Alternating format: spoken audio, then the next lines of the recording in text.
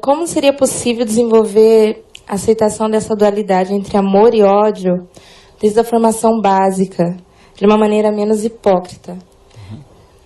É complexo, é complexo. Eu acho que é um esforço. Eu sei como professor o que não deve ser feito, talvez melhor do que o que deve ser feito. Eu acho que os professores, de alguma forma, reforçam toda a gama, todos nós professores, reforçamos toda a gama de preconceitos. Um conselho de classe, saibam os alunos, é um show de falta de ética. Comenta-se a vida privada dos alunos. Fulano foi uma... Mas também a mãe bebe, que é uma coisa, né? E se traz à tona sem caridade alguma, sem compaixão budista ou caridade católica, nada, né? Fulano é assim, mas o pai, você já viu o pai dele?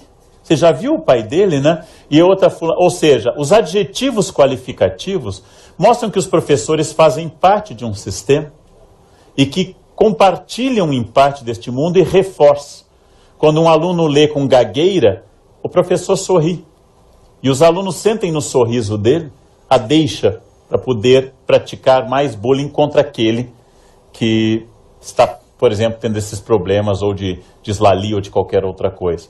Ou seja, a primeira tarefa da educação seria libertar os professores de seus preconceitos.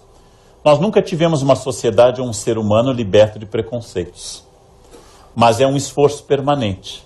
É um esforço de, pelo menos, eu reconhecer este preconceito e trabalhar com ele. É um esforço quase psicanalítico. Então eu diria que para a sala de aula, para o livro, é trazer à tona isso e parar de fingir que as pessoas são todas democráticas, que não têm distinções de renda, que elas vivem absolutamente de forma harmônica, se eu crio um sistema que é a escola, que é classificatório e diferenciador de mérito, onde uns são melhores do que outros e outros são taxados de burros, incompetentes, preguiçosos, ou o pior de tudo, esforçados, que é a pior coisa que se diz de um ser humano. Esforçado quer dizer, é uma capivara, mas é simpático. Fica lá sentadinho, deixando os carrapatos sugando seu sangue, é uma capivara, mas é esforçado, ou pior, limítrofe. Ele dá tudo de si a nível de ser humano enquanto gente, pessoa, né? Mas ele não consegue ir adiante. Então, há uma educação a fazer em todos os lados, em todos os sistemas. Ela está presente em pessoas as mais variadas. Tivemos um presidente do Brasil, que eu não vou citar o nome, que veio antes da atual, que foi à África e foi a Windhoek, capital da Namíbia, e disse uma coisa muito interessante. Windhoek é uma cidade estranha, porque foi feito por alemães na África e tem casinhas triangulares, um telhado para neve, tal como Campos do Jordão, na hipótese de vir a nevar um dia, já estão preparados para essa hipótese, e com gerânios na janela. E nosso presidente diz, é um país tão arrumado e tão limpinho que nem parece África. Isso não veio de um pensador conservador e reacionário. Veio de um militante de origem sindical, que eu não vou identificar o nome, que não seria ético. Significa, neste caso, que o preconceito é uma espécie de câncer com metástase por todo lado. E ele nos atinge. Reconhecê-lo é o primeiro passo. E saber dessas diferenças.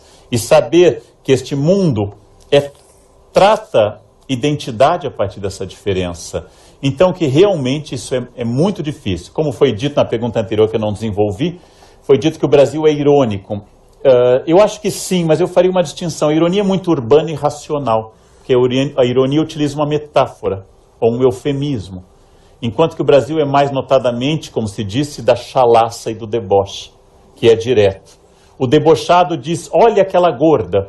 E o irônico diz, salta, Free Willy, venha, Pai Pedro. Ou seja, ele utiliza uma metáfora intermediária.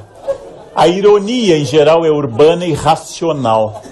E ela causa ódio porque a pessoa entende depois. Ela chega a casa, Free Willy, agora ela entende. Ou pergunta para o filho, quem é essa tal de Willy que se tem que libertar? Ou seja, neste caso, nós somos adeptos muito mais do deboche. É uma forma de violência. Mas eu sempre vi, e defendo isso, que o humor, especialmente contra os poderes constituídos, é uma estratégia política.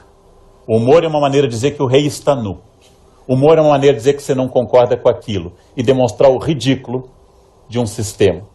O humor é quase uma obrigação política às vezes. Eu adorei uma charge que saiu há pouco num jornal, em que 2 deputados comentavam: garantimos ao eleitor que o novo imposto sobre a saúde, o novo CPMF, seja o nome que ele tiver, irá inteiro para a saúde. E o outro completa, tim-tim por tim-tim. E aí a cena seguinte, eles num iate com champanhe. Saúde, o outro tim-tim, né?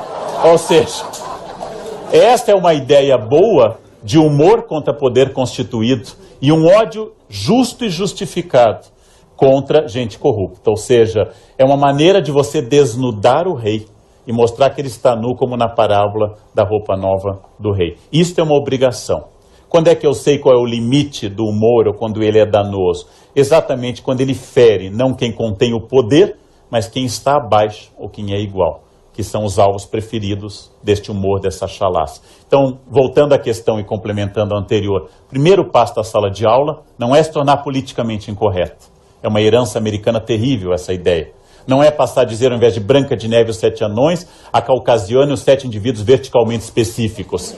Não é traduzir por eufemismo, litotes, essas coisas, não. É genuinamente professores, alunos e direção começarem a dizer abertamente quem somos nós e o que nós queremos, identificando os preconceitos que cada um tem e dizendo: ninguém deve se orgulhar do preconceito e não é direito de ninguém ter um preconceito e se orgulhar dele. É um defeito que deve ser superado.